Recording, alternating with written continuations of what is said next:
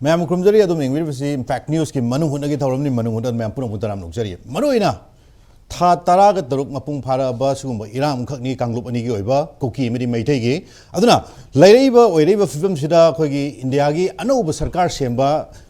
Prime Minister Narendra Modi की 3.0 की अनौब सरकार सेमक मतमदा अहानबदा 100 days की प्रोग्राम सेमगिबनी 100 days की प्रोग्राम सेमक मतमदा अहानब प्रायोरिटी से मणिपुर की ओइरिबा हजिकी कम्युनल क्राइसिस से मसैदा अचौब प्रायोरिटी पीगने हाबनी तौबदपु हजिक था 13 मपुंग फारा बसुम इरांग सिदा से प्राइम मिनिस्टर की अनौब सरकार सेमक पगी मसिगी 100 days से लाखलिबा सेप्टेम्बर की तांग तराग मंगा that 15 सिदा नुमित चाम फागदबा अदुंबा अनौब सरकार की नुमित चामनी की ओइबा कोई इंडिया अपुनबगी अदुंबा प्रोजेक्ट अमखकनी अदुना ओइरकदौरिबा लाखलिबा तारीख तराग मंगा सिगी मसिगी मनुंग सिदा मणिपुर की हजिक ओइबा क्राइसिस से इंडिया गवर्नमेंट न मसिगी सॉल्यूशन अमदी मसिगी पॉलिटिकल की ओइबा मसिगी लंबी पुथोकदौरिबा कांगलुप अनि जिगी यासनबगी हाइब वफम सिनी अदुना लैरिबा ओइरिबा फिल्म सिदा इंडिया की मरु ओइबा मियोय मयाम खक लाखरे इरांग की मरकता इलेक्शन की मयादा Amit Shah union home minister लाखदर भोट खमबगी वफम भाव लेगरे अदुना हजिक ओइरैबा मखा तारकबदा इलेक्शन लोरबा मतुंग सिदा हजिक इंडिया की या मरुइबा मी अखोगी नेशनल स्पोक्स पर्सन अमखकसु ओइरिबा नॉर्थ ईस्ट की कोऑर्डिनेटर अमखकसु ओइरिबा संबित पात्रा डॉक्टर संबित पात्रा इम्फाल लाकलमले इम्फाल लागा मणिपुर की मरुइबा minister Singh MLA Singh BJP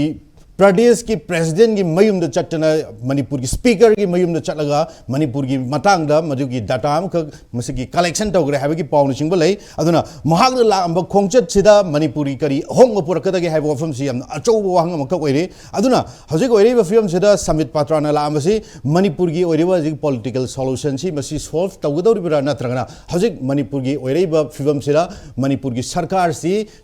reshuffle तौरकदौरिबा है वफम चिंपसे हजिक मनुंग दे यामना नुंगांगबा वफम अंक ओइरे अदुना मरोइना खोइने ngasi थमजरिबा टॉपिक से 100 days Modi assurance अदुना ngasi topic से मरि लेना ये हेक तंग लेंसन बेबा ओजा धनबीर लाइश्रम नि सोशल साइंटिस्ट ओजा Dhanbir a very good evening तराम नोकचरी अरुगा ओजा Ahongsangbam Mobi नि senior journalist ओजा Mobi सु तराम नोकचगे and last but not least ओजा advocate Puyam Tomcha president All Manipur Bar Association ओजा तुमसा सु तराम नोकचगे so once again appreciating all the guests नसीगी आहान विसरुक से आई थंगन लाई video ओजा धनबीर दहान एत लाक्सरके अदुना ओजा धनबीर हजिक ओइरे फिल्म सिदा हजिक मरोइना संबित पत्राना लांबसे हजिक मणिपुर की ओइबा पॉलिटिकल चेंजेस हम खक लाकबे हैबी ऑफम न चिंग बलैरी अदुना माना लांबसे मणिपुर की ओइबा इरांग से लोशन बदना मसी मतौ कमदौना लोशन गदौरी बनो हैबनी अदुना मणिपुर की सीएम सिंद्रिबा खै कोकी नसु कोकी की एमएलए मिनिस्टर सिंग नसु political dialogue tawro yasinabagi wafam amta leiro habagi wafam se hanjan tham leigre adugi alternate manipur ki chief minister tham wafam se kari maram gi dabakta leiriba oiriba hajik leiriba posi resign tawdab no habi wafam phau leiri maramdi mapani ki changjal bakur ki narco terrorist drug lalon ba poppy plantation tawba illegal migrants mayam ka ki pressure da chief minister ki pham thado habi wafam phau lei habidare aduna ओजा धनबीर कमाइने येंगबे याई संबित पत्रा Lakpa any political changes ओइरकपे याबा करी करी वफम थंबे याई प्रेम दिल्ली का अदगी अखोगी state government का अदगी state government की लुसिंग bye तारे they are playing game together ko moi game punna sanamina bani ado punna sanamina raga hundo umge na khan bisu khalam modra adu su dum khanan ngai wai Mala spokes person होना को दुगा मा हानगी Manipur in charge ओरमिदना अदु मरोइना BJP की spokes person नि power बुदी याम लेबनते अदु government की मागी सिनबई मतुइना लामबदी याई को अदु सेंटर की लापोजिसु स्टेट लापोजिंग से ओइजो इथल लवि फिल्म दसु लापोजिसु दम याई अदु दनबी समित पत्र लापोजि होम मिनिस्टर की अकम प्रेशर मक द मणिपुर की लेब इरांग सिचुएशन मैम कक्सी रिपोर्ट लो द थारकने हैबी वफम बौ लेरी अदुना समित पत्र से यामन मरु ओइबा यामन रिस्पांसिबल पर्सन मी म ओइदब तारगसु सेंटर ना दु रिप्रेजेंट तरो थारक मियोनी ना माला आमबसी यामन अरु खोंगसेट म खकनि का हैबी वफम बौ लेरी मोय अदुम लुहन नबसु दम तोवेबको अदुनी अइना हानगी एक्सपीरियंस तगी नै हाइजरी से को अदो होय हेक लापगा चीफ मिनिस्टर उनै अदगी स्पीकर मयुम चल उनरे अदगी प्रेसिडेंट जो बीजेपी की मयुम चल उनै को दुगा मिनिस्टर सिंह मयाम उनरे अदगी मोरे दम चलुरे हले चलम दाइदा मु चीफ मिनिस्टर उनरे मेना aduda hojik lai se khoina khanari si mala amnina adagidi modi gi magi sarkar ji pai matamda 100 days gi program yatpada manipur gi shanti porpoi potu mu yawe na khoini yengnari neba adugi du prem september 15 da phado in 100 days ko right si manung da mana shanti du porkani haina ahongbo lakadra haisida akhoina khanari si saigi chief minister kari minister myam jingsi reshuffle torkadra hype chorpama ngasi sangai dasu yam jini idena ko Dhanabir marakta sage 100 days ki program si another few days khak tangai sale aduna sarkar ki commitment hai bisi yamna aruba adum prime minister ki words India represent tawre P3 sin madung adum maina khoi gi maming le ba adum prime minister ko weri adu kai umba ngamda ba na kamdo ba adu Dhanabir ngamni natra ngamoi kari mod le adugi ngamoi du de magi political commitment da le adu hoji bok de khoina sum sigi manipur gi irang sigi manung da sum yeng jabda di luchingba miyam na haiba jingsi khoi lip service loi tawidana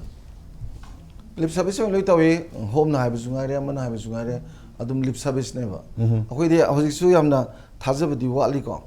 adubu magi nuai taba madi ko khoi gi se chaun ba ma khoi da miyam da polise masi center na tawne ba keno da state lingaksi lehendre ko adagi center na pairaga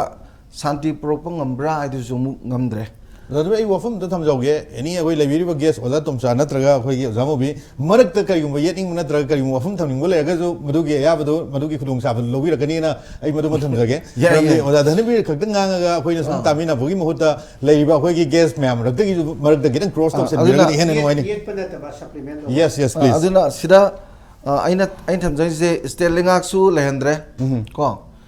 state lingak litre si engraponi keno hojiki drone lakpagi committee se muk center de dum semai dune yes adagi di shanti purukpa ngamdre center na pura pu lai basi da ko aduga sida state lengang na lalibra center lengang na lalibra na ngasi di inong nong miyam na mu hangbo mu hong na re ba question je ada sida yam luri se center gi khoina khitang yeng ba yari se hoji manipur da bureaucratic barriers se any institution official gi ama police power miyam na thajarak tre ba अखोई Manipur police की शक्ति commando की शक्ति गाय दो हम लेरम बनेबा अदो ngasi di miyamna thajam ta leitre keno da moi degi maya center na satopi moi maya center satoi ni center satok te gai je ne ngai leipon te ko Manipur police da tanibam thokra sida army ko thokda unatro why should there be Manipur government at the present juncture na sigi se I know the drone have say it is now they have started evading ko akoi lan tara abneba drone have say air force ne ko and si matang sida akoi na kari dum te Manipur government tai ni no Manipur government ju uthai da uneba ado si priya laga hoji masi chap chana thingna ga do mutam ne ba adona akoi masi Manipur government na tai ne bi thok je koi to se tomsana du ge point tomsana ai na ngang ma mun ta tre ai no jai center da ne ba ai haudule banga center da ne ba ai no ji question do ri do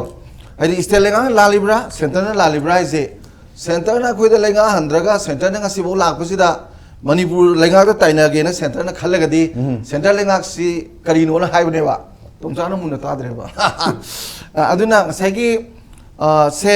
changing political landscape ko hai bidi akhoi gi state ki oiba power manung du da constitution na pizza ba power du da akhoi na tawjaga da ba potu tok thoga center na pura paira di political landscape ma change tawdra system ma change tawdra adu ki change to guje masima lakpadagi ne ba laiba magi keno se ade external factors ne haisi moingan na pi de aduna ka dore delhi dagi akhoi gi lack of monitoring ji am chaw na leigre ba moigi monitor ji kaim kanadre haitare center na pi ba monitor je masi kaim kanadre haitare adagi di amana am nungai tama banga Dhanabir sai wai sida center da budi oda Dhanabir na thambire adu state ki oiba power karim ta leitraba state ki oiba responsible oiba mai area am ta leitraba haibu karai dagi leiduino karai di leiduino di kedo bugi akhoi MLA marak tagi magi unified command akhoi da pi harino pi dre dana ngali gi pi dre dana dum masa ta dro lokthwe je unified command lokthwe adagi security advisor lakhre masa ta amni kaino aduda nuai tredi security advisor oiro DGP oiro sindok sinji lokthol loksin tobagi matang sida chief minister na magi secretary oraga order je thoi ne ba अदुजु pressure दगी थोइनेबा सी मथंग मथंग तंग येंगसेबा अदगिदी मरोइना अखोइगी कम्युनिकेशन जी का हैना ब्रेक डाउन स्टेट का सेंटर का कम्युनिकेशन जी सुले लेट्रे अदि लेइबा मानबा वानी काइम लेट्रे अदि प्रजाना सावगदबजु सेंटर दा चीफ मिनिस्टर ना नुमित खुदिंगी प्राइम मिनिस्टर वारी सारी हारे होम मिनिस्टर का नुति बॉक्स फाउंडरी हारे को अदगिदी चीफ मिनिस्टर ना याम तमदा प्राइम मिनिस्टर साइबा होम मिनिस्टर चाबो मा दम डिफेंड तवे हौदलेबो दम डिफेंड तवे सिनी मणिपुर की मियामना जु नुवाइत्रिसे को अदुना सिगी मतंग सिदा अखोइना मणिपुर की वाथोक्सी हेना पॉलिटिकलाइज तौर कॉम्प्लेक्सिटी से अखोई कॉम्प्लेक्स सिस्टम से कॉम्प्लेक्स होइनबा कॉम्प्लेक्स होइलदि कमाइ तौरे सिस्टम मनुंग दे यावरसि पोट मचा मैम लो यावदोइनिदना से गाड़ी अमगी सिस्टम से यावरबा पार्ट मैम दु नुंगसित पौ दरकार होइदना सिस्टम मैम दु माइ मथौ लोय तौर कांदनेबा गाड़ी फसन चीलिजे अदुमाइना अखोइगी लेजरिबा system ji फजना तौगदबा पोतु Loy थुगाइ बिरेको अदमसिदा थुगाइरबा मतुंगदा ngasi matam kuina moigi interest ta mana hojilai basi je akoina yam mun khangdom leba internal security ga national security ga se internal security da makta kuki re support to mano pot mayam toroga tha maga sahi maga tha khoi gi krai ni tha tra tu mu hai ta ne phadri ko adu yona chathar puje sahi ma tha tra tu sahi maga tha mari ode adu di phadri ba ado sigi mari farabni September gi ahum da phagra ado sigi manung ji da ko sigi torp machine ji da karimta khoi da ahong ma letre ama letre he na anu aruba phium da laksan gre ba laksan le ji da hoji akhoina masida yengbu yari ji sumaina asu yamna soiraga state ta tainaraga state ke lengak se adu oda to bugai ji akhoi ji chungoi wehenba akhoi ge lengak se अदु मोइने तोनिंगो ma'am तोरगा प्रजाना मोंगना चुबोइदा ताइनानबा अदुगा दिल्लीदना ताइनानदबा अदुगी game दो अदुनेबा खोइना मियामना वारोरिजे मसि ngalingedi kedo haidege sineba okay जदमी हजि मतम कुइन संग possum Baleba की कोई गांगलबनी इरांग सि नान centre ने lotion गे हागदि lotion लमसु याबने अदु मनुम जिदे लोशन दबगी मसि की नुंगे वन टॉक से अदुने जाइजे नेशनल मागी नेशनल सिक्योरिटी का अदुगा मागी इंटरनल सिक्योरिटी का अनिजे सि फसना खंगदोनेबा इंटरनल सिक्योरिटी दि अवांग नोपुत लेबा मणिपुर गुंबा मा सिगुंबा लालो तो लेबा मागी इंटरनल सिक्योरिटी दंगाइते थ्रेट तबजिदि मसि फनबगी दमकता एज ए काउंटर इंसर्जेंसी मिजस हांदे लाको दमाइना लांजे थोन रैना खोइना खनरमबदो अदुदा होजिकति नाउ इंडिया की पार्ट अमो ओरिबा मणिपुर जे चाइना का अमेरिका का अनि की सैंडविच ओइरब्रा आई थिंक सागी एक्सटर्नल अखोइना एक्सटर्नल कनोगी फैक्टर्स अमा हापिल पलमदो अदुदा अदुगी पोतु लागदी मणिपुर द थ्रिट तोरगदी अतोपलमना इंडिया की नेशनल इंटरेस्ट होइदना सोक्ट्रा सिगी नेशनल इंटरेस्ट सी इंडिया ना अंडरस्टैंड तोरगदी सी इरान जी थुना लोशन द होनगदौनेबा अद नेशनल इंटरेस्ट है सिगा मागी इंटरनल सिक्योरिटी के यंकांदा इंटरनल सिक्योरिटी येंगेदा नेशनल इंटरेस्ट से इंडिया ना अंडरस्टैंड तौदे हाइबनी दाई हाइजे यामना क्लियर ओइना ने हाइजे अदुना सी मियाम जी लोइ लेरगा सोइना रैसी मियाम न वारो न रैसी तौरिबा इंडिया की सानरिबा पोछे मसी ngन न खंगमदी मियाम की मागी मियाम की इहो मियाम की मियेंग मियाम न चाइरिबा थांगिबा मियाम जिजु अहोंबा म लांबा याइदना okay exactly अदु ओरगदी इफेक्टिव ओइबा या हाइबनी दा right जदम मरुइना अखोइना यंगबा याबसे संबित पत्र लांबा सी यामना मरुइबु खोंचनेना लौबा याबगी फिल्म लेरि हजिक ओइबि इरांग मरकसिदा अदुना मा लांबजी ओदा अखोइगी 100 days की प्रोग्राम दसो अखोइगी प्राइम मिनिस्टर नरेंद्र मोदी ने थमगिबे वफुंगी मतुंगिना इरांगसी मरुगी cover up तौनी हाबने 100 days C मनुंगजिदा so adugi side ma lere aduga any political changes lakwa yawi mami ura manipur gi akhoi minister sing reshuffle ta wa ba amadi manipur gi chief ministers ki pham hongdong jin ta wa ba gi film leibro da kamai yeng be masi matang da de hojik cho oja da pe hajeri dine oja kanu da kitang intervene to jeri dine hojik yemo da sambit patra la kusi kari gino number 1 masi akhoi am section ga da ne maram de ke sambit patra se one of the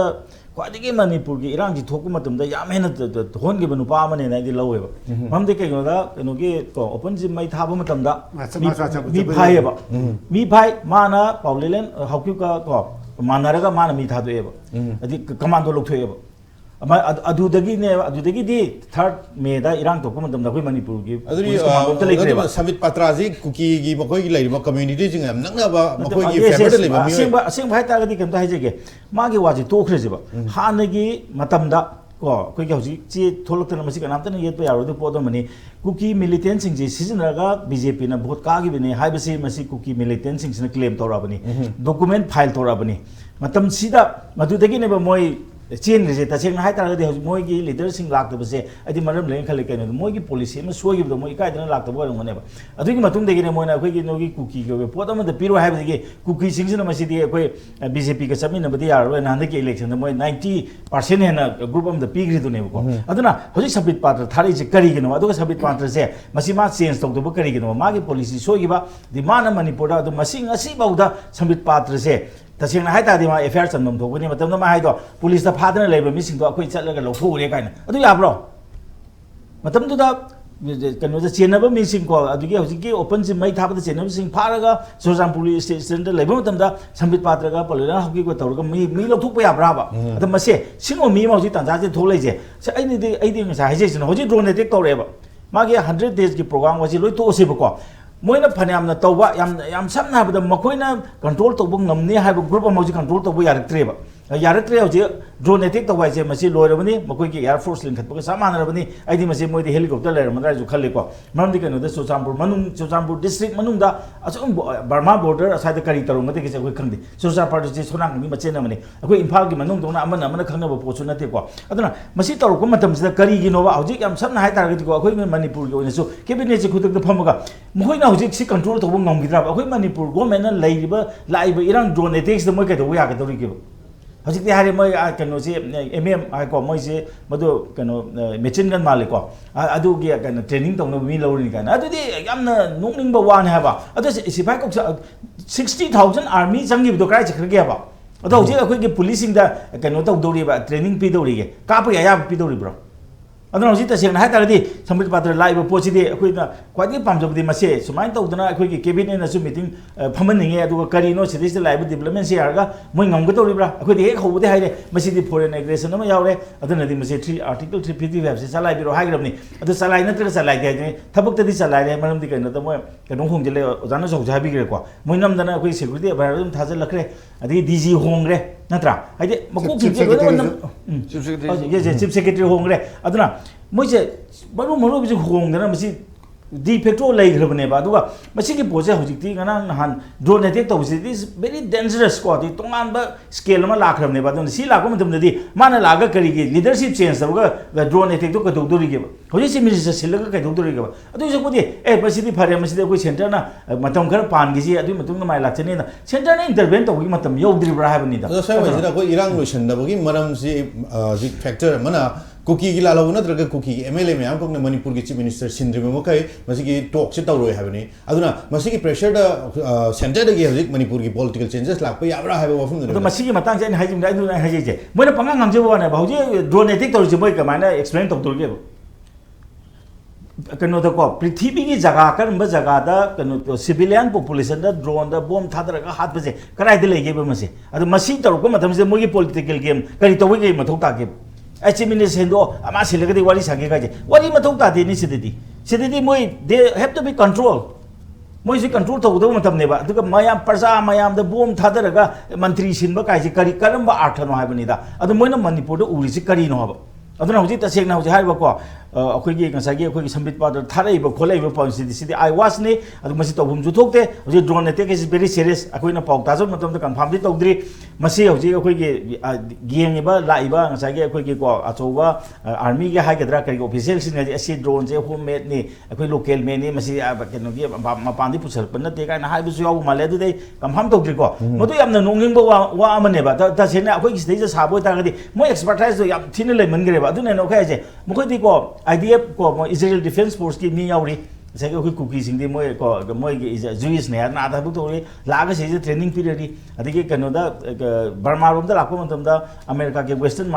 mercenary mayam ma do moi da kano pi ke podam leiri de hoji kambu kharen de sidi je season ne je Burma da season bu khulai ne hai bu yauri asing mo chani ne ma sida amu oro civilian population da bom thadar kai je it is a very serious matter khudak ta masidi ko center na intervene to gudabni army intervention chang gadabni praja kan gadabni aduga wadi watai de ko na marai lachani aduga hoji lam heliba ngasai ko hoji khoi drone footage da ko moi ching mathak da moi na ga chatliba ngasai ko hekta kano obdong na ko ki separate country dong na ga tawkhleba po se masi control to bom change ba aduna masi ya tar gadi ngasai ko 100 day ge kano program se hoji change to bom thoi maram de kano da hoji masi de ko invading force ama oi e ba din kano da India da lan tar ko gi mo ngam laksala bane ko aduna masi change to to bo da kamai na change to ga di hena change to waji lan to bu tare helicopter thajam tare aeroplane thuai ba tare keno Mizoram ram hin bu matam da kai doge adu digi hen hela Mizoram da bu civilian population da moina attack to bo yaw gi bro kano ka Mizo national front kambuna sidadi civilian population da bom thadar abani ne sidis da moina kari gi wari saba khotpai ji kari no base khutak da maje kano to gudam na trote ona taina ba visual tholko matam da bom na somda thadare adi kano jo akoi ge combing operation jo akoi marata chachale kari no base what is this sigumba tabuk ti tawdaba phaiba ati ngasai akoi oja ko thagan ra matam da akoi chatpa de mado kano si ko akoi hoi sport ta chatan madu kamai to buna de akoi yengmung ti yengmung de aduga madu na som boram tar gadi akoi da moina yeng ba meng se kano bom jo thadabi ba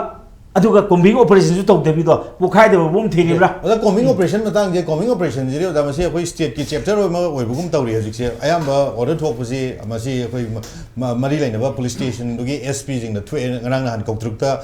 sigi drone attack to matam da hai ba drone mai dai da ba jaga sing da combing operation da wadum hogre hajik se adu sai wai se state ki masi ki chapter jina kamai ni ubi adu simoi akoi explain to batai drone mina drone da bom thadare muna tawri si karino drone do kamai thengna do re drone thengna ba yana ba acha ko hai ko mo no to medium machine gun hai ura kai no do khangre ko adu ka pa haine do mi pio ga kari no khangre ba what is this administration akoi khangma ngam tre ba adu ko taseng nai ta de mi kan ba ma sangi ko drone attack to wai se lan tar abani mi gi air force laigarbni ko adigi sidai da ona taina ba ma akoi gi sona kan gi sina so moi na du taw de akoi ju taw gni ga haidana akoi gi kaino se akoi gi reaction si yam tawgan bani na akoi gi moi na khana ba moi na huwa akoi da react tawraga ko ngasai gi hawra ga phu bu do ja akoi nga pum pha ba do na mitei sing je pha do re ba nga pum nil ga nga pum pai thoro kan pha ba do adu gi mong ga taw ga haidi bra adu taw bu da di masi gi pose it is very serious matter adu go sambat ba laga mayam mathang unei kai sidi kari asidi akoi ko we cannot explain adu tawum ju thok da bani masidi yam samna harda maji Manipur da thoiba kano sidi dimension amada lakre it is very dangerous dimension adana masi madi khoi gi ko khoi gi bombing tawbo gi pot ama yawra abani na masi khoi gi center gi makha da direct laiba phare na tha manga to su tha mari to su makhoi na paibi rega lona control to phai aduga khoi gi sidai da thajan girba army lising humbu mukse they have to go moi se hojik tummaga leiribra sleeper cell da thamibra they have to activate them activate to bioba kari ching da moi gi masing gi matuni na de lising ohum ju pha de ne moi ke dar gi su ke dar do lising ani ga something ka ni ne adu control to busibu yam lai bu pon natro kuta ta control to ya natro 100 ge wa to ne 10 days gi man matam da ngami ya hojik so dunga ne madu control to ina haiba matam da adu ne adu gi moi mapa da moi nei na matam da sai de khoi india gi matak da ngasi bogla na gi dri ka hai bumba aditi kari no what are they ko expressing adum yam ten tak na haiba dare india gi policy je kari ne ubi da hajiki lai india gi policy de hobudi gi loiba wa Manipur merger agreement tawgre merger agreement can never be kano che ko completed because we have our own constitution masi je kano prithvi ko international law ge wani adun moida khoi gi Manipur gi se loisan ge haiba tar ga de Manipur thugai ba masangi masi di tawbi kano man di kano da akhoi di ko khara pen da khara ngang tar ga so we have been ko India gi mang na bang asi bokti akhoi tawdri na hajini ba India ga phaja punna dum chanminari adu India gi wakhal da akhoi gi merger tawdri ba Manipur se Manipur gi constitution ama leiba manam na phaji merger can never be completed ha ba se masi gi wakhal lo na ma tawga Manipur da leminar ba ngasi sahi lising harmonious oina leminar ba group mayam se mache thugai ga lebak se mache tahalaga moina gusi tawga ha bi wakhal ma se leiba male ba duna masi di India go mangi lisang se policy ni it is not because of any political party masidi makoi gi tawde yadabni maram de kai noda hana kanu tawu matam da Sardar Vallabhbhai Patel hai basine ba ngasagi akoi gi lairiba native ꯃꯌꯥꯝ ꯑꯁꯤ ꯂꯧꯁꯜꯂꯒ ꯇꯧꯔꯛꯏꯁꯦ ꯑꯗꯨ ꯃꯥꯒꯤ ꯃꯨꯔꯇꯤꯅꯦꯕ ꯍꯧꯖꯤꯛ ꯌꯥꯝ ꯆꯥꯎꯅ ꯂꯨꯝꯗꯅ ꯃꯥ ꯈꯛꯇꯅꯤ ꯍꯤ ꯏꯁ ꯗ ꯐꯥꯗꯔ ꯑꯣꯐ ꯏꯟꯗꯤꯌꯥ ꯍꯥꯏꯗꯅ ꯃꯣꯗꯔꯟ ꯏꯟꯗꯤꯌꯥꯅ ꯂꯩꯔꯤꯕꯅꯤ ꯑꯗꯨꯒ ꯁꯤꯒꯤ ꯃꯔꯛꯁꯤꯗ ꯈ꯭ꯋꯥꯏꯗꯒꯤ ꯂꯥꯏꯕꯛ ꯃꯣꯏꯒꯤ ꯂꯥꯏꯕꯛ ꯊꯤꯕ ꯍꯥꯏꯇꯥꯔꯦ ꯑꯩꯈꯣꯏ ꯃꯅꯤꯄꯨꯔꯒꯤ ꯀꯟꯁꯇꯤꯇ꯭ꯌꯨꯁꯟ ꯂꯩꯕ ꯍꯟꯗꯣꯛꯈ꯭ꯔꯦ we have our own elected government we have on our own elected representative ꯑꯩꯈꯣꯏ ꯂꯩꯍꯧꯔꯤꯕ ꯑꯩꯈꯣꯏꯅ ꯊꯤꯕꯣꯡ ꯄꯥꯟꯗꯗꯅ ꯑꯩꯈꯣꯏꯅ ꯃꯗꯨꯗꯣ ꯍꯥꯏꯕ ꯉꯝꯖꯗꯕꯅ ꯇꯣꯉꯥꯟꯕꯅꯦꯕ ꯑꯗꯨꯕꯨ ꯂꯣꯒꯤ ꯃꯇꯨꯡ ꯏꯟꯅ ꯃꯣꯏꯅ ꯑꯩꯈꯣꯏꯁꯦ ꯂꯧꯁꯟꯕ ꯁꯨꯡꯌꯥ ꯌꯥꯗꯕ ꯄꯣꯠ ꯑꯃꯈꯛ ꯂꯩꯔꯦꯕ ꯑꯗꯨꯒ ꯃꯁꯤ ꯂꯧꯁꯟꯕ ꯌꯥꯗꯕꯅꯤꯅ ꯀꯔꯤ ꯇꯧꯒꯗꯒꯦ ꯍꯥꯏꯕꯗ ꯀꯩꯅꯣꯅ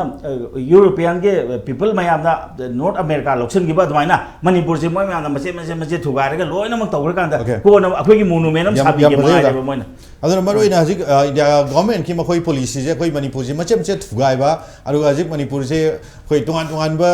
ꯂꯩꯔꯤꯕ ꯀꯥꯡꯂꯨꯞ ꯃꯌꯥꯝ ꯈꯛꯀꯤ ꯃꯥꯒꯤ ꯑꯣꯏꯕ ꯑꯄꯥꯝꯕ ꯃꯑꯣꯡꯗ ꯄꯤꯊꯣꯛꯑꯝꯃꯒ ꯂꯥꯟꯁꯦ ꯂꯣꯏꯁꯤꯟꯕꯒꯤ ꯋꯥꯐꯝ ꯂꯩꯀꯥꯏ ꯍꯥꯏꯕꯒꯤ ꯋꯥꯐꯝ ꯃꯁꯤ ꯑꯁꯦꯡꯕ ꯍꯥꯏꯇꯥꯔꯒꯗꯤ ꯑꯩꯈꯣꯏ ꯄ꯭ꯔꯖꯥꯁꯦ ꯅꯣꯡꯃꯇ ꯂꯣꯏꯅꯃꯛ ꯍꯥꯠꯇꯣꯛꯑꯒ ꯃꯣꯏꯅ ꯄ꯭ꯔꯖꯥ ꯃꯍꯨꯠ ꯁꯤꯟꯕꯅꯤ ꯃꯣꯏꯅ ꯄꯥꯝꯃꯤꯁꯦ ꯃꯔꯝꯗꯤ ꯀꯩꯅꯣꯗ ꯃꯁꯦ ꯀꯣꯂꯣꯅꯤꯌꯦꯂꯥꯏꯖꯦꯁꯟꯒꯤ ꯃꯁꯤ ꯈ꯭ꯋꯥꯏꯗꯒꯤ ꯆꯥꯎꯕ ꯃꯔꯨꯑꯣꯏꯕ ꯄꯣꯏꯟꯅꯦꯕ ꯃꯔꯝꯗꯤ they want to colonise the north east Thank you so much. Oda Mobi hazki makha do point laksage. Maro in India government na jitori policy je oda koi naga gi jo achauba issue am khak lairi hojik se last koi naga gi koi made koi laiba Manipur gi issues da jo mioi me am khak si grabani ko da mamang da. Aduna naga su makoi hazik makoi gi autonomous moi gi council ma pitokwa aduga cookie jo makoi gi moi autonomy am khak pitokwa India government na pami aduga maitai dana scheduled tribe status ka pitho madung jira koi gi irang se subside or ga loisalaga magi ꯑꯩꯈꯣꯏ ꯅꯄꯥꯛ ꯇꯥꯍꯟꯕꯒꯤ ꯏꯟꯗꯤꯌꯥꯒꯤ ꯑꯗꯨꯒꯨꯝꯕ ꯑꯩꯈꯣꯏꯒꯤ ꯃꯆꯦꯠ ꯇꯥꯍꯟꯕꯒꯤ policy ꯁꯤꯜꯂꯕ꯭ꯔꯥ ꯍꯥꯏꯕ ꯋꯥꯐꯝꯁꯨ ꯌꯥꯎꯔꯤ ꯑꯣꯖꯥ ꯀꯔꯤ ꯃꯣꯠ ꯊꯝꯕ ꯌꯥꯏ ꯍꯣꯏ ꯍꯧꯖꯤꯛ ꯂꯩꯔꯤꯁꯤ ꯕꯤꯖꯦꯄꯤꯒꯤ ꯌꯥꯝ ꯂꯥꯔꯖꯔ ꯄ꯭ꯂꯥꯟ ꯑꯃꯒꯤ ꯁꯔꯨꯛ ꯑꯃꯅꯤ ꯃꯁꯤꯗ ꯑꯩꯈꯣꯏꯅ ꯌꯦꯡꯕ ꯌꯥꯔꯤꯁꯤ ꯍꯣꯏ ꯁꯤꯗ ꯍꯥꯏꯕ ꯌꯥꯗꯕ ꯍꯥꯏꯕ ꯌꯥꯕ ꯃꯌꯥꯝ ꯑꯃ ꯂꯩꯕꯅꯤꯅ ꯑꯩ ꯂꯣꯏꯅꯃꯛꯇꯤ ꯍꯥꯏꯖꯔꯔꯣꯏ ꯕꯤꯖꯦꯄꯤꯒꯤ ꯂꯥꯔꯖꯔ ꯄ꯭ꯂꯥꯟꯅꯤ ꯍꯥꯏꯕꯗꯤ ꯍꯧꯖꯤꯛꯁꯤ ꯕꯤꯖꯦꯄꯤꯒꯤ ꯀꯥꯡꯕꯨꯁꯤ ꯀꯟꯇ꯭ꯔꯣꯜ ꯇꯧꯗ꯭ꯔꯦ ꯌꯥꯝ ꯂꯥꯏꯕꯗꯀꯣ ꯉꯔꯥꯡ ꯅꯍꯥꯟ ꯑꯥꯒꯁ ꯀꯨꯟꯍꯨꯝꯗꯣꯏꯗ ꯍꯥꯎꯁ ꯀꯃꯤꯇꯤ 9 ꯁꯦꯝꯃꯤ ꯍꯥꯎꯁ ꯀꯃꯤꯇꯤ 9 ꯁꯦꯝꯕꯁꯤꯗ ꯑꯩꯈꯣꯏ ꯀꯨꯀꯤ MLA 6 ꯌꯥꯎꯋꯦ MLA ꯃꯤ 2 ꯑꯃꯗꯤ ꯃꯤꯅꯤꯁꯇꯔꯅꯤꯅ ꯃꯣꯏ ꯌꯥꯎꯕꯗꯤ ꯌꯥꯗ꯭ꯔꯦ 10ꯗꯤ ꯃꯅꯨꯡꯗ 9 ꯍꯧꯖꯤꯛ ꯊꯕꯛ ꯂꯣꯏ ꯄꯤꯔꯦꯕ ꯑꯦꯁꯦꯝꯕ꯭ꯂꯤꯅ ꯑꯗꯨ ꯃꯁꯥ ꯈꯪꯗꯅ ꯄꯤꯔꯝꯃꯦ ꯍꯥꯏꯕꯒꯤ ꯋꯥꯊꯣꯛꯁꯨ ꯂꯩꯈꯤꯗꯅ ꯁꯤꯗꯤ ꯑꯗꯨꯅ ꯑꯍꯥꯟꯕꯒꯤ ꯀꯩꯅꯣ ꯀꯃꯤꯇꯤꯗꯨꯅꯤ ꯁꯤꯒꯤ ꯑꯅꯧꯕ ꯀꯃꯤꯇꯤꯁꯤꯗ ꯑꯃꯨꯛ ꯀꯔꯤ ꯌꯥꯎꯔꯒꯦꯗ ꯑꯩꯈꯣꯏꯅ ꯍꯧꯖꯤꯛ ꯌꯦꯡ ꯌꯥꯔꯤꯁꯦ ꯀꯃꯤꯇꯤꯁꯤ ꯁꯦꯝꯕꯗ ꯃꯥꯒꯤ ꯖꯦꯅꯔꯦꯜ ꯔꯨꯜ ꯍꯥꯏꯕ ꯑꯃ ꯄꯤꯔꯤ ꯖꯦꯅꯔꯦꯜ ꯔꯨꯜꯗꯨ ꯌꯥꯎꯔꯤꯁꯤ ꯃꯣꯏꯒꯤ ꯑꯦꯁꯦꯝꯕ꯭ꯂꯤꯒꯤ rules and procedure and the conduct of business nama laibasi article kanogi matungina Indian constitution ki article 208 ki matungin semine sigi kanone constitution ki kanone part amane raw yare sideti yawrisi article koi ki rule 233 ki clause 1 sidi yawrisi kana the provided that no member shall be appointed to a committee if he is not willing to serve on it and hire the committee da nan August kulum do same great committee vapansi mogi honorable MLA tar yawre aro idi committee du mo yawa pa mi na tra yawni ni habi po la lei la bra habi question am thore adi hoji MLA ga minister ga punna tarasi assembly de gi to lob draw tawri mogi ate kari hai tare mogi local area development fund everything yam badal mara kaina fangi moy adu orgadi BJP manung gi posi sai samdin nadri adi MLA tarasina kedoge da mayam loi khangabone aina mu hana ningjang bai tari ko me gi trying to da union home minister da prime minister da ekoi separate administration am bibiro adegi ekoi gi chief secretary bibiro luba karor changa bibiro gan whatever ta thagre sina ekoi gi marak ki sina da posi da amu hena wakalan gre ekoi masi ta sengbadi koina kanoni hariba lalhobuni hariba koi cookie gi su da leriba lupsing gi demand gi sab amane adu MLA taraduna moi kanogi mayam du represent tawraga ad high rev adu itadi mogi matada BJP ni kari action logo lagre adi amaga uyang si government si tomjang sai thambi gu de idi amuk support thok jani article 356 sinarga matam khara gano thamje je central rule thamje je government si constitution ngak tre government si MLA mayam na semani ko akhoi na thage ke ba MLA singzi mana vote pat matam da ma MLA karmo matam da ma ani rawase adigi mantri na ahum rawase wasak pasida kari hai madu akhoi Indian Penal Constitution ki article 188 aduga schedule 3 ki makha rawase ini sidi yawri si I will bear true faith and allegiance to the Constitution of India hai ar constitution ngai raisong gengse bo assembly si sahi mada session ahum legadam at least ko session ahum ji budget session nama atom session nama aduga monsoon session aga winter session nama session ahum ji minimum 50 days sitting like dong hai akoi gi last budget session de gi na financial year hai tari ko koi di April 1 ni na March 31 mu pa ni na 23 gi April 1 de gi na handa ki March 31 bo gi session du bo nimit ku ni pha bra sik angwe bo question ne ba constitution na piri ba po tu masana dum dugai jare government na sigi si akoi na ngai di business advisory committee hai ba ma lei assembly gi opposition ka bu yawi ruling yawi ko opposition da kari ba akoi gi hojik na congress na sam na hajar ge opposition ji hojik KP ani ju opposition loi thokram ni business advisory committee da congress su yawi si koi gi hojik si akoi na assembly yam kan nga mo sum ya di na assembly session loi gi si August 2020 ko an hojik si assembly gi privilege hojik su dum extend tawreba immunity le 40 days ni na an sigi post akoi yam kan haini da do su larik tiya bu du de habi ayo business advisory committees na assembly gi business khana doine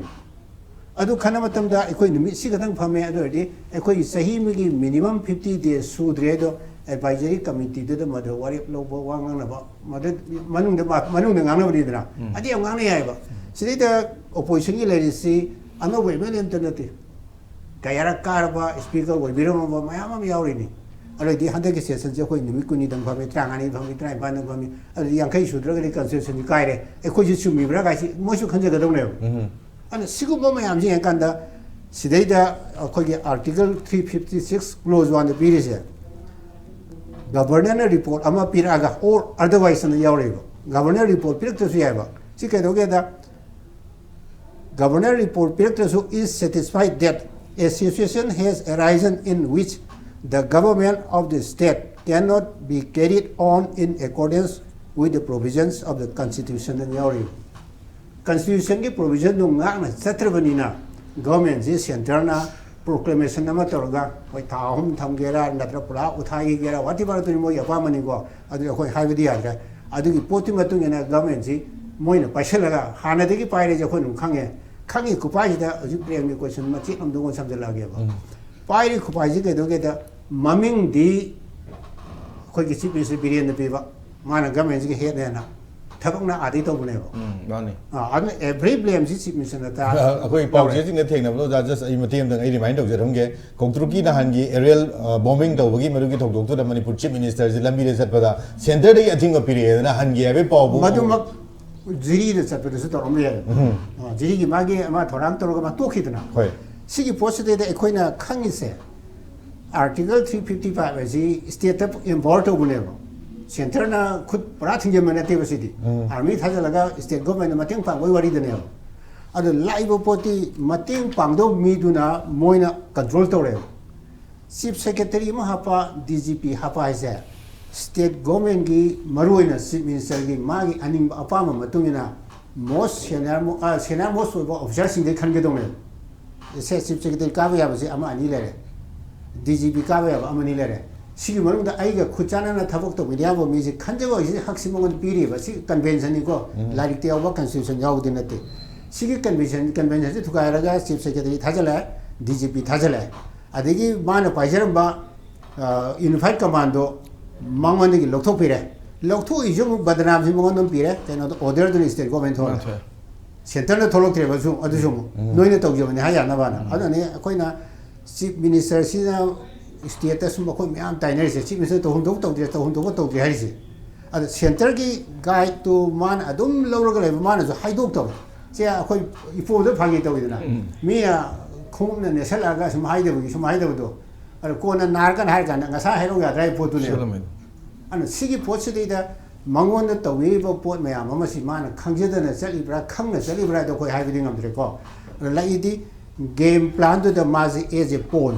komiye moine sinabu dong no koi ore an sigi posi e koi to bom jange bo legi se MLA ma thak action lo bai si speaker ni ngam de assembly na to dong ne sigi pot me am si e koi me am si de loina confusion chala ga imam aira pai be sing ne speaker thom jala la CSO me am ne speaker se hela man the house na to house de to dre 하우스도 떠고도 하우스 기마 타고도 거기나 인디비주얼로 인산을 한 거래요. 시 오포지션 강분에서 카부이가 동네요. 뭐이수 하나나 깨알까만 하겠니더라. 하우스 기마 타고스까지 노지 뭐 해는 강림네요. 아니 수모 법이 함세 거기다 more confusion 해보세요. 실내를 지가나다. 아이는 뭐 사대는 하죠. 오늘 치 미니스터스나 아이 시까 인트 도문감들의 아이 마시 포타저를 게 하나 하이로 먹거디. 마티 뭐 디마 또부터 마야나 야야디부터 동나 그랬고. 마다이 마기 양 깐바 디자인 말로가 아이 시다 레르게 아이 해네 속거니 아이기 민자 티거니 해도 아도기 포투마 ngan 칼로거든 뭐 허직티 마또 포투 또 포통 터서 민자 티 티러네요. 말니 게나다. Exactly. 시 레이버 마ям지 마기 맞던데 톡퍼니 하이버시티 히스토리데 이데야로 해드나. during the period of Chief Minister SCCC CC도 그래도 하이러네요. 아니 시기 포시 따드ring에다 ngan나 통합하나. 아코비 암들이시디. CBS 사마시 MLA 면에서 그걸가 레동의 센터기 약하던 레동을 띄고 마이 맞동데 MLA에서는 fully back 돌아봐 센터에 들어 통은 못 해요. 만약 컨스티튜션의 비리시 메조리티 남아시 큰 거동이 아니네요. 그래디 마기 레제이바 MLA에서는 마뭐 fully support 하고 맞던다 센터나 마이 먹고 그 답송한 거 뭐예요. 아도 뭐 후직되게 돌아 란지 숨고이라 아니나 마기 맞닥터 리볼토바 MLA 역설에 아직 마판 톡 들어가서 마기 아로노 톱미원의 pau피레세 어저께 프레임을 담비바 깡툭 뜻받다 스마이터 해도 마사토리에서 아다 pau피런 거네요. 아들은 살로 나이네요. 아니기 마나 투미는 와리 사범이 미원의 강한 호나래 마기 핵 간접 마나다고 칸도 포도 마판 너희 돼요. 감사합니다. 라이포시 연간다 마나 동저바 타복도 마나 마탐사나 숨 톡서방가 몽답이나 후직틱 뿐이 기 블레임지마 따다부터 야라고요. 아들나 센터나 마기 그노시 쿠닥다 거기 아티클 356 클로즈 1에 시나비르가 마니푸르에 PR 탐비르가 마사이 그노나 톰창 탐비기 도마이나 아코나 밀리터리 크랙다운 마토다리 만디 센트럴 아미스나 페리페리스데다 거기 담방다 탐방한테 칼레리요 호지복도 너무이 신데도 가파이네시 호미하면 강을 보내봐 싱기 버리는 너무 가판들 걸어봐 난 군자하면 하고 아시기 싱기 뭐 택시다 살 벌레면 해리도 기당차 토가 피트 샤벨 마운드 비게게 간소래래 시기 마ям지 연결가 센터기 인터벤션 나마 iko ям파미 마두 타우드르가디 이란지 로션바도 와가니 아도고 와리 사바다 시미스 신바 신다바 아두 토바디 컨디션 나마 야로 와리 사바디 야로 프리 컨디션다 와리 사바 해야 컨디션 남테 아우던 사가다니 아르고 마두디 센터나 다이렉트 포스 사는 게 동네요 나 와리 사디 야로 시 동동네나 Okay. 아나 스마네 탐적이 하고